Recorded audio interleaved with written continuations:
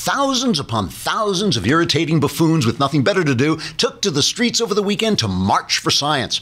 Many of these pro-science marchers are people who believe that if a man puts on a dress and gets breast implants, he magically becomes a woman, and that it's perfectly fine to kill an unborn baby until a blue fairy sprinkles it with sparkly light and turns it into a real boy. Maybe that's Pinocchio. It's all very confusing. So, if the people marching for science are so incredibly irrational and idiotic and unattractive and loud and irrational and unattractive, then what is this science they're marching for, and why are they all so stupid? I think I can explain. You see, these people aren't marching for science, they're marching for science.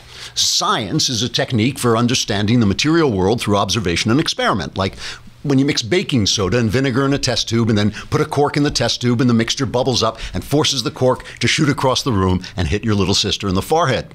That's real science, and not only can it be useful for making electric skateboards and curing cancer, but it's also absolutely hilarious when your little sister goes staggering backwards and falls into the laundry hamper, especially if you can get out of the house before your mom smacks you cross-eyed, as you obviously deserve.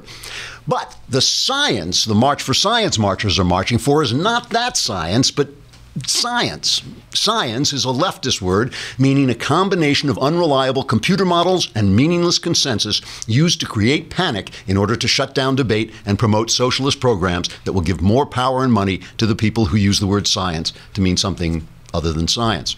For example, our best unreliable and continually mistaken computer models show that if we don't cut back at all on greenhouse gas emissions, higher temperatures could cause sea levels to rise about 2 feet over the course of the next century. This means that Al Gore would have to spend the next 9 decades moving his beach towel back from the shore at a rate of approximately 2.6 inches a year. Also, he should put on a shirt because, let's face it, the guy is blown up like a balloon.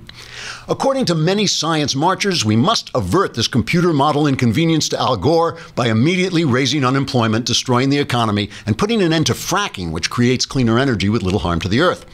Now, you may say, wait, that's the stupidest thing I ever heard. But that makes you a science denier, a phrase meant to remind people of those who deny the Holocaust, which is exactly like the climate catastrophe, except for existing in reality. So that's why we here at The Andrew Klavan Show support the March for Science. It's a harmless activity for mentally deficient leftists that will keep them out of their homes, where they might do something dangerous, like having sex and reproducing. Trigger warning, I'm Andrew Klavan, and this is The Andrew Klavan Show.